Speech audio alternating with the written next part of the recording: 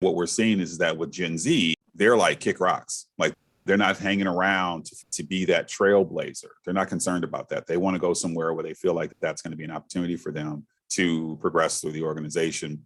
But Leslie, if you could say a little bit more about the idea, because I think this is fascinating that you were there for 7, 8 years and you were like, this is just status quo, when in fact it wasn't. I think part of it is that it's scary and risky to break the status quo. Like that is scary. And I think a piece of it was maybe subconsciously saying it's safer to just shut up. It's safer to just sit here and smash my quotas and go home. And I was getting promoted mostly because it was like a very numbers driven organization. It was like, if you hit your numbers, you get promoted. So I was like, I'm getting promoted. Like I also had somebody slap my ass last week. I also wear a fake wedding ring to events because I'm nervous to be alone with men because I don't think they'll respect me, but I think they'll respect if I say that I'm married. So it was this, I think there was like a huge sort of like dichotomy in my brain with how I was dealing with it. I also know for a fact that it is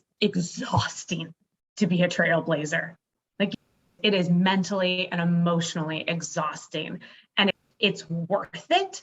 And I'm happy to put in the work. But like I now in my 30s have the bandwidth and have the access to therapy and have the perspective and have the community or the sureness in my accomplishments to be able to have pivoted to be that trailblazer.